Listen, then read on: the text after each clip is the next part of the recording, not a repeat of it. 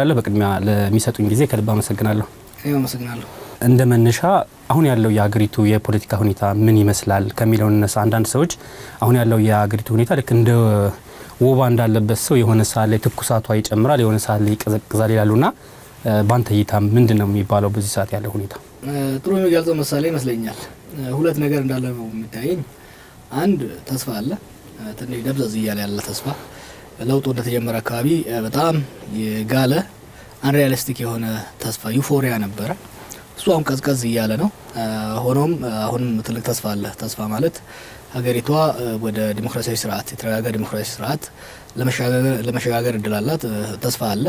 በሌላ ሳይድ ደግሞ ስታየው የተለያዩ ግጭቶች በሀገሪቷ ውስጥ አሉ። የተለያዩ ስህተቶች ሲሰሩ እናያለን። አለመረጋጋት አለ፣ ስጋት አለ። በአጠቃላይ ተስፋ እንዲሁም ስጋት ተጣምረው እየሄዱ ያለበት ሁኔታ ነው የሚታየኝ። ጃዋር ለውጡን ለማንቀሳቀስ ያደርገው የነበረን ትግል አሁን ሰላም እንዲመጣ ወንድማማችነት እንዲመጣ የሆነ ችግር ሲፈጠርም ችግሩ እንዲቆም ያን ያክል መጀመሪያ ያደርገው የነበረውን አይነት ትግል እያደረገ አይደለም ይለዋል። ከልክ በላይ ተቀሳቀሰ ይላል። ቆይ ደግሞ ረገብ አድርጌ እቺ ነገር ተቀጥል ብዬ ዝም ስል ደግሞ ለምን ዝም አልክ ይባላል።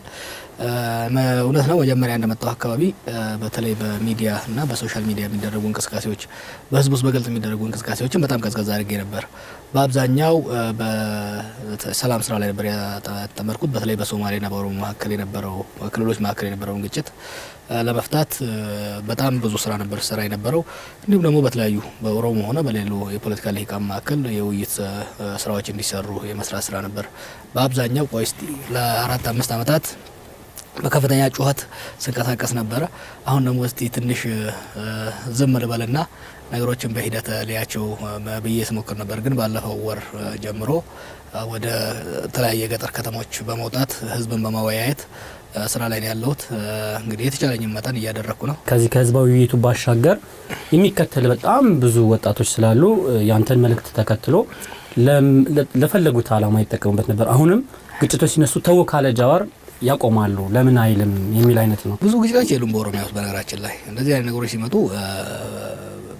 በሶሻል ሚዲያ ብቻ ሳይሆን በቀጥታም የምክር ስራ እሰራለሁ። ግን በኦሮሚያ ውስጥ እንደዚህ አይነት ግጭቶች በብዛት የሉም በአሁኑ ወቅት።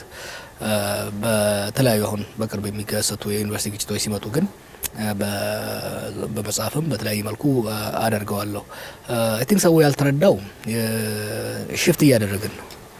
ከሬዚስታንስ ፖለቲክስ ወደ ገቨርናንስ ፖለቲክስ እየተሻገር ነው። ማለትም ከእምቢተኝነት ከትግል ፖለቲካ ወደ አስተዳደራዊ ፖለቲካ እየተለወጥን ያለው። ወጣቱም አይምሮ ወደዛ እንዲለወጥ ፈልጋለሁ። በትግል ፖለቲካ ውስጥ ሳደርግ የነበረው እንቅስቃሴ የማጋጋል በስርዓቱ ላይ የህዝቡን የማነሳሳት የሚደረገው ምክርም በፍጥነት እንዲሄድ የማድረግ ነው። አሁን ደግሞ የማረጋጋት ስራ ነው መሰራት ያለበት። ምክንያቱም አሁን ወጣቱ እንዲረጋጋና ለልሂቃኑ ለፖለቲካ አመራሩ ጊዜ እንዲሰጣቸው ፋታ እንዲሰጣቸው ማድረግ በጣም ወሳኝ ነው። ምክንያቱም የወጣቱም ሀገር ወደ መስተዳደር ራሱ እንዲለወጥ ወጣቱን ስናነሳሳ የነበረው ስርዓት እንዴት ማፍረስ እንዳለበት ስናስተምረው ነበር፣ ጋይድ ስናደርገው ነበር። አሁን ደግሞ ስርዓት እንዴት እንደሚገነባ ልናስተምረው ይገባል፣ ጋይድ ልናደርገው ይገባል። ያለ የምታደርግበት አፕሮች ለየት ያለ ነው። አብዛኛው ኢምፐርሰን ውስጡ ገብተህ በማወያየት በመምከር የሱንም ሀሳብ የሱንም ጥያቄ እየተቀበልክ መንገድ ማስያዝ ያስፈልጋልና ከዛ አንፃር ነው ልዩነቱ አለው። ከዚህ በፊት የነበረው ስፒድ እና አሁን የምንጠቀምበት ስፒድ ከዚህ በፊት እንዲግል ነበር። ብዙ ሰዓት የማቀጣጠር ስራ ነበር። አሁን ደግሞ ሰዓትን የማዳፈን ትንሽ ቀዝቀዝ የማድረግ ስራ ነው። ለዛ ነው ልዩነት ያለው። የቅርብ ጊዜ አሁን በዚህ 2 ሳምንት የተፈጠሩ ነገሮች እናንሳና የጠቅላይ ፍርድ ቤት የምርመራ መዝገብ የተለያዩ ወንጀሎችን የሰሩ ሰዎችን ለፍርድ የማቅረቡ ሂደት የተጀመረበት ሁኔታ አለ። ምናልባት ትግሉ ሲጀመር የእናንተም ትግል መነሻ ይሆናል ቢማሰብ ይሄ ዘረፋ፣ የሰዎች መገደል፣ ሰብአዊ መብት ጥሰት እንደሆነ ይታወቃል። አንደኛው ጥያቄ በዛ ልክ ነው ብላችሁ ታስቡ ነበር አሁን በተነገረው ልክ? ሁለተኛ ነገር እነዚህ ሰዎች ብቻ ናቸው። አሁን ኦሮሚያን ብንወስድ በርካታ ሀብት ያለበት ክልል ነው። ነገር ግን በጣም ብዙ ወጣቶችን ያስገደሉ ብዙ ሀብት የመዘበሩ ሰዎች አሁንም ያልተነኩ ሰዎች አሉና መጀመሪያ አያያዙን እንዴት ትመለከተዋለህ? ቀጣይስ በምን አይነት አግባብ ሁሉም ክልሎች መፈተሽ የለባቸውም ወይ? አዎ እናውቀው ነበር። ከምናውቀው ወንጀል ውስጥ ከተደረገው ዘረፋና ሰብአዊ መብት ጥሰት ውስጥ እስካሁን የተነገረው በሹካ ብቻ ነች። በትንሿ መለኪያ ነው የተነሳችው። ገና በበርሜል ብዙ ነገር ይወጣል እና ብዙ ወንጀል እዚህ ሀገር ተሰርቷል። እናውቀው ነበረ። ዛሬም በተለይ የሚናገሩት ባለስልጣናቱ ያኔ ስንነግራቸው እውነት አይመስላቸውም ነበረ። እንግዲህ በሽግግር ወቅት በትራንዚሽን ውስጥ የፍትህና ሰላም ሁለት ተጻራሪ አማራጮች ሆነው ነው የሚመጡልህ። ትዝ ይለኛል ይሄ ለውጥን ለማምጣት እርግጠኛ በሆነበት ወቅት ክርክር ነበረ። ይሄን ነገር በመናንቀሳቀሰው በመንግስት ውስጥም የነበሩ የሪፎርም ኃይሎችም ሆኖ ከሌሎቹ ጋር ውይይት ነበረ። ይህም ውይይት ምን እናድርገው፣ ፍትህን እናስቀድም ወይስ ሰላማዊ ሽግግርን እናስቀድም የሚል ነው። ለተሰሩ ወንጀሎች፣ ለተሰሩ ዘረፋዎች ፍትህ ማምጣት፣ ጥፋተኞችን መቅጣት፣ ተበዳዮችን መካስ አስፈላጊ ነው። የሞራል ጉዳይ ነው። የሚቀጥለው ትውልድም እንዲህ አይነት ስህተት እንዳይፈጽም የማስተማሪያ መንገድ ነው። ሆኖም ደግሞ ይሄ ወንጀል የተሰራው በተራ ግለሰቦች አይደለም። የመንግስት ስልጣን ተገን ባደረጉ የፖለቲካ አደረጃጀትን የመንግስት መዋቅር ተገን ባደረጉ ሰዎች ስለሆነ እነሱ ወደ መቅጣት ከሚካሄድ ከሆነ ባላቸው ተጽዕኖ በመጠቀም የሀገርን ሰላም ሊያደፈርሱ ይችላሉ፣ ሽግግሩን ሊያጨናግፉት ይችላሉ። ያ ብቻ ሳይሆን በሽግግር ውስጥ የተረጋጋ የፍትህ ስርዓት ስለሌለ የሚሰጠው ፍትህ ራሱ ተአማኒነት ያለው ላይሆን ይችላል። ስለዚህ ሽግግሩን እናስቀድመው። የተረጋጋ ሽግግር ይካሄድ። መጀመሪያ የተረጋጋ ሽግግር ይካሄድና ሽግግሩ አልቆ በህዝብ የተመረጠ መንግስት ከተቋቋመና ያ ህዝብ የመረጠው መንግስት ማለትም ፓርላማው በሚያቋቁመው ኮሚሽንና አካሄድ መሰረት ፍትህ ይሰፍናል የሚል ነው። ስለዚህ ሰላምን ከፍትህ አስቀድሞ የመምረጥ ስራ ነበር የተደረገው። ሆኖም ግን ባለፉት 6 ወራት ያየነው በዚሁ የተሳተፉ ግለሰቦች ያንን ዲል አልወሰዱም። ያንን ዲል ከመቀበል ይልቅ ሰላምን የማጨናገፍ ስራ ላይ በስፋት የተሰማሩበት ሁኔታ ነው ያለው። የሽግግሩን ለማስተጓጎል ለመጥለፍ እርምጃ ወደ ወሰድ የገቡት። ስለዚህ አሁን የተደረገው እርምጃ ፍትህን የማስፈን ብቻ ሳይሆን ሰላምንም የማረጋገጥ ሽግግሩንም ከመጨናገፍ የማዳን ስራ ነው እና የመጀመሪያ እንደተቀመጠው ፍትህን አዘግይቶ ሰላምን ማስቀደም የሚለው አልተቻለም። ስለዚህ ሰላም ራሱ በአደጋ ላይ ስለወጣ ፍትህን ቀረብ አድርጎ ከሰላም ጋር አብሮ ለማሄድ ፍትህን ማስፈኑ ራሱ በተወሰነ ደረጃ ፍትህን ማስፈኑ ራሱ ለሰላም ወሳኝ ነው፣ ለሰላም ሽግግሩ ወሳኝ ነው ተብሎ ስለታየ እነዚህ ግለሰቦች እና ቡድኖች የህጋዊ እርምጃ እንዲወሰድባቸው ነው የተደረገው። በሂደቱ ደረጃ እነዚህ ግለሰቦች አይ ቲንክ ዓላማ ያወቀው ፀሐይ የሞቀው ጉዳይ ነው። ስህተቶች ተሰርተዋል። ለምሳሌ በሚዲያ ላይ የተሰራው ስራ ትንሽ ስህተት አለው። ከዛ ባለፈ ግን አሁን እየተካሄደ ያለው ስራ ጥሩ ይመስለኛል። ጥንቃቄ ያስፈልጋል። የዳኝነት ስርዓቱ፣ የፍትህ አሰጣጥ ስርዓቱ ተአማኒነት ያለው በገለልተኛ ወገን መሆን መቻል አለበት። የቪክተርስ ጀስቲስ የምንለው የአሸናፊ ፍትህ እንዳይሆን፣ ያሸነፈው ቡድን ተሸናፊን የሚቀጣበት እንዳይሆን፣ የተሰራ ወንጀልም እንዳይድን ለፖለቲካ ፍጆታ እንዳይውል የራሱን የቻለ ኢንዲፔንደንት ፕሮሲኪዩተር ማቋቋም ያስፈልጋል። የፍርድ ሂደቱ ለህዝብ ግልጽ በሆነና ተአማኒነት ባለው መልኩ በተጨባጭ ማስረጃ በተደገፈ መሆን መቻል አለበት። ስለዚህ በጥንቃቄ መሄዱ አስፈላጊ ነው የሚታየኝ፣ ግን ትክክለኛ እርምጃ ነው። ከሚዲያው ጋር ተያይዞ ሁለት የሚነሱ ነገሮች አሉ። አንዳንዶቹ ሌባ መጀመሪያ ሲሰርቅ ነው ለልጆቹ ማሰብ የነበረበት፣ ሚዲያ ላይ ሲታይ ልጆቹ ለተጽዕኖ ያመጣል ምናምን የሚለው ነገር ራሱ ሰውየው መጀመሪያ ያላስበውን ነገር የሚሉ አካላት አሉ። ሌላው ደግሞ የአብይ አስተዳደር ከሌላው አስተዳደር በምን ተለየ? ምክንያቱም አንተን ጨምሮ ዶክመንታሪ ያልተሰራበት ሰው የለም ኢትዮጵያ ውስጥና እንደዛ መደገሙ ትክክል አይደለም የሚሉ አካላት አሉና እንደ ሚዲያ ባለቤት የትኛው ነው ትክክል ያልሆነው? ሰውየው ተይዞ ሲመጣ መታየቱ ነው ወይስ ቀድሞ ዶክመንታሪው መሰራቱ ነው? የትኛው ትክክል ያልሆነው? አይ ቲንክ የዶክመንታሪው ነው። ተይዞ መምጣቱ ሲታይ ትክክለኛ ነው። በማንኛውም ሀገር ተጠርጣሪ በካቴና መታሰር ያለ ነው። ያ የተጋነነ ኮምፕላይንት ይመስለኛል። የዶክመንታሪው ችግር አለበት። ምክንያቱም የተላለፈው በመንግስት ሚዲያ ላይ ነው። ከሳሽ መንግስት ነው። ስለዚህ ከሳሽ መንግስት ከሳሽም ሆኖ በፈራጅም የሆነበት ሁኔታ አለ። በሁለት ፍርድ ቤት እየተዳኙ ነው ማለት ነው እኚህ ሰዎች። በኦፊሻሊ በሚታወቀው ፍርድ ቤት እና በህዝብ ፍርድ ቤት ፐብሊክ ኦፒኒየን በምንለው እየተዳኙ ያለበት ሁኔታ ነው። ያንን ትክክል አልነበረም። ፕራይቬት ሚዲያው ማድረግ ይችል ነበር። ለምዶባቸዋል። አየህ እንግዲህ ያው ብዙም እኮ አንዳንዴም አንደርስታንድ ማድረግ መቻል አለብን። የምንቆጣው እንዳይደግሙት ነው። 27 ዓመት የነበረን ልምድ 27 ዓመት ሲሰራበትን አሰራር ቶሎ ቆርጦ ለማለፍ እየከበዳቸው ነው እና መዶሻ የያዘ ሰው ሁሌ የሚስማር ነው የሚታየው። ስለዚህ ይሄ መንግስትም መፍትሄ ብሎ አሁን ባለፈው በጥብጥ ቡራዩና አዲስ አበባ በነበረው ወቅት ቶሎ ሰብስባቸው ጦር ላይ ነው ያስከተቷቸው ልጆቹን እና ሌላ አማራጭ አይታያቸውም። ምክንያቱም ሲጠቀሙበት የነበሩት አማራጭ ይሄ ስለሆነ የነበረውን ነገር ነው እየደገሙ ያሉት። እና አሁን ለምሳሌ እነዚህን ሰዎች ማሰር የፖለቲካ ችግር ሊፈጥርብን ይችላል፣ ለምን እንዳሰርናቸው ህዝብን ማሳመን አለብን ብለው ነው ይሄ ዶክመንተሪ የሰሩት። ሌላ ሲስተም መጠቀም ይችሉ ነበር። ለምሳሌ የግሉ ሚዲያ፣ እናንተ ሚዲያ፣ የኛ ሚዲያ፣ ሌላው አክሰስ ተሰጥቶት ቢሰራው ችግር አይፈጥርም ነበር። የመንግስት ሚዲያ መንግስት በከሰሳቸው ሰዎች ላይ መስራቱ ነው ችግሩ። ከዛ ባለፈ ግን አይ ቲንክ የተጋነነ መልስ ደግሞ እየመጣ ነው። ልክ ሀገርን በቁማ የቀበረን ግለሰብ ለምን በካቴና ታየ? what a joke እንዴ! እያመለጠ ነው የተያዘው። ማኪያቶ እየጠጣ አልተያዘም ይህ ሰውዬ። አረ ማኪያቶም እየጠጣ ቢያዝ ራሱ የሰሩት ወንጀል እኮ ተራ ወንጀል አይደለም፣ ዘርፋ አይደለም እኮ። የተሰረቀውን ብር አይደለም ሰው ማየት ያለበት።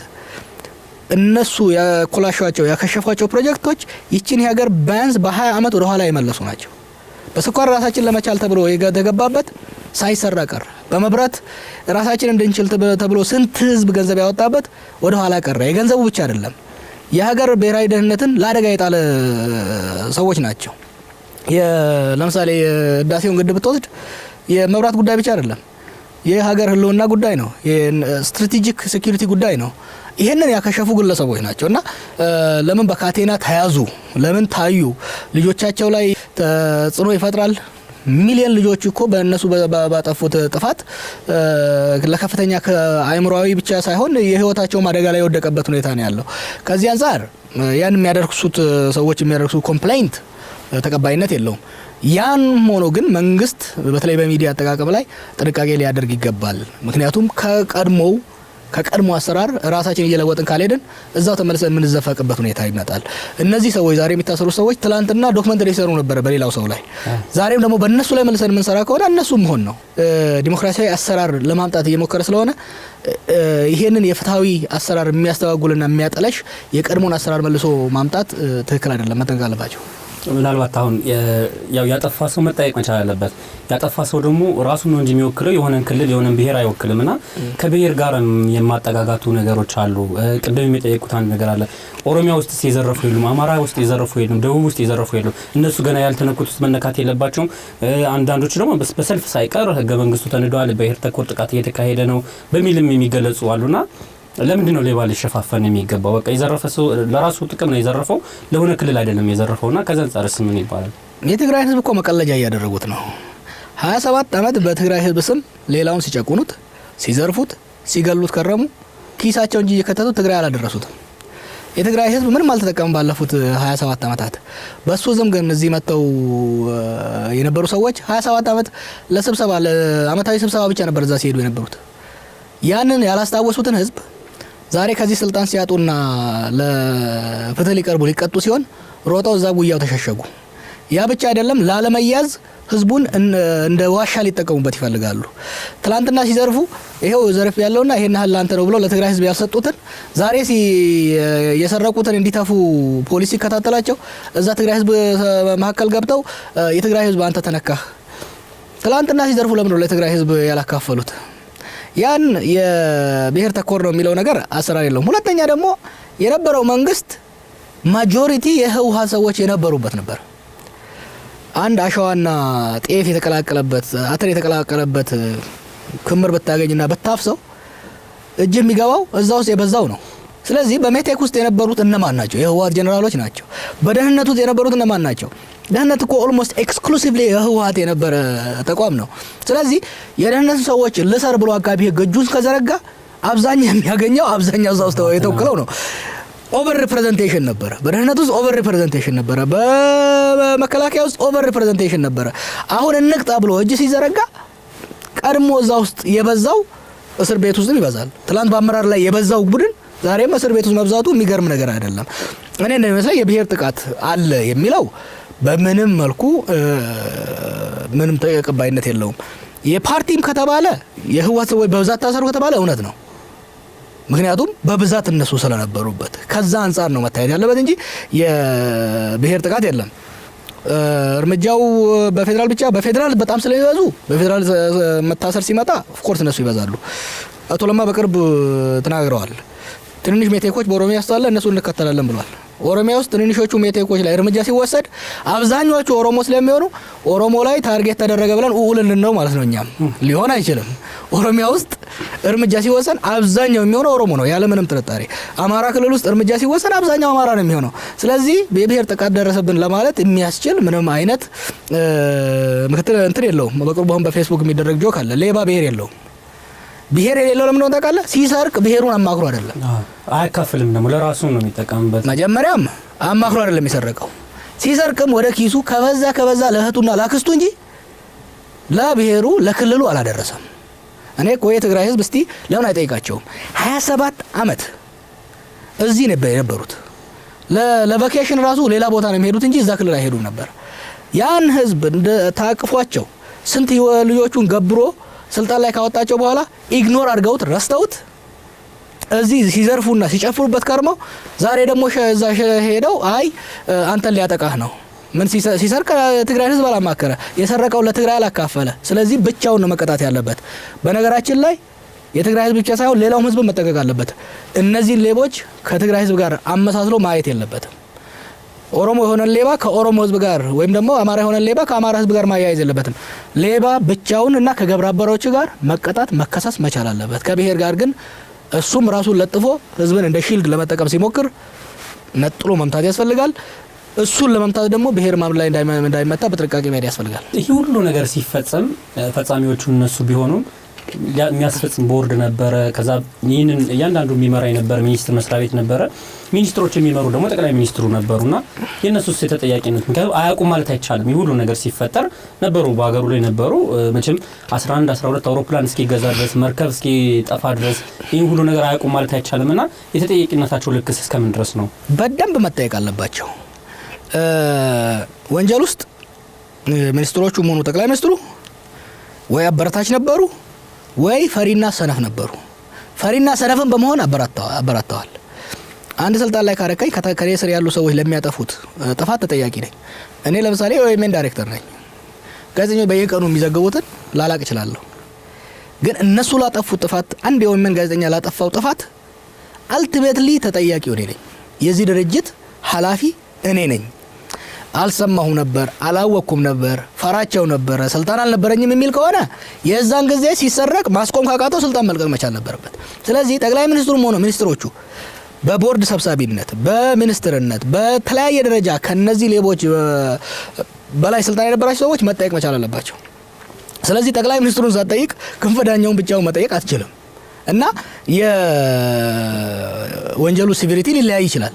ሆኖም ግን በስልጣን ላይ የነበሩ ሰዎች ከተጠያቂነት ፈጽሞ ሊያመልጡ አይችሉም። ይሄ ትክክለኛ አርጊውመንት ነው። ይሄን ማድረግ ያለብን ለወደፊቱ ራሱ ስልጣን ላይ የነበሩ ሰዎች አይ ዛሬ አሁን እንግዲህ ብዙ ሚኒስትሮች አሉ። ዛሬም ደግሞ ሌብነት ሲቀጥል አልሰማሁ ነበር፣ አላየሁም ነበር፣ ስልጣን አልነበረኝም ለማለት ነው። ኖ ኮማንድ ሪስፖንሲቢሊቲ አለ። ከምንቀመጠው ወንበር ጋር ከተቀመጥንበት ወንበር ጋር የሚመጣ ኃላፊነት አለ። ሌቦችን ማስቆም ከዛ ኃላፊነት ውስጥ አንዱ ነው። ስለዚህ ሌቦችን ማስቆም ያቃተው ሚኒስተር ከሌቦቹ ምንም አይለይም። ስለዚህ ከሌቦቹ ጋር አብሮ መቀጣት አለበት። ትክክለኛ ነው። ከኤልቲቪ ጋር የህወሓት ከፍተኛ አመራር የነበሩት አቶ ጌታቸው ረዳ ጋር ቃለ መጠይቅ ነበርና ጠቅላይ ሚኒስትሩ ተጠያቂ መሆን አለባቸው። እሳቸው ሳይፈርሙ እሳቸው ሳያውቁ የተደረገ ነገር የለም ወይ በቸልተኝነት ተውታል ወይም ደግሞ ያወቁ ነው የተውት ምናምን በሚል የገለጹበት ሁኔታ አለ። እሳቸው ደግሞ ራሳቸው ደግሞ የጠቅላይ ሚኒስትሩም ደግሞ አማካሪም ነበሩና ስለዚህ አንዳንድ ሰዎች አይ ይህቺ ነገር ከህወሓት አውጥቶ ወደ አቶ ኃይለማርያም ተጠያቂነቱን ለመውሰድ ነው የሚሉ አሉና እኩል አይደለም ሸር ማድረግ ያለባቸው። ሁለቱም ራሱ ጌታቸው ረዳም አብሮ መጠየቅ አለበት። አማካሪ ከነበረ ኤግዚኪቲቭ ውስጥ ነበረ ማለት ነው በዛ ወቅት።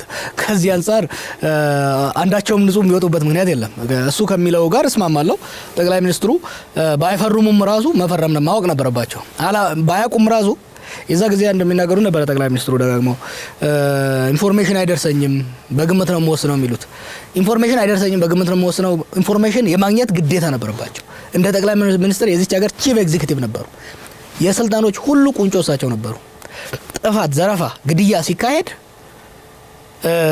ወይ ይሁን ብለው ፈቅደዋል፣ ወይ ምን አገባኝ ብለዋል፣ ወይ ፈርተዋል። ሶስቱም ከጠያቂነት አያወጣም። ስለዚህ ጠቅላይ ሚኒስትሩ መጠየቅ አለባቸው። በጠቅላይ ሚኒስትሩ አካባቢ የነበሩ ሚኒስትሮችም ጌታቸው ረዳን ጨምሮ ተጠያቂነት አለባቸው።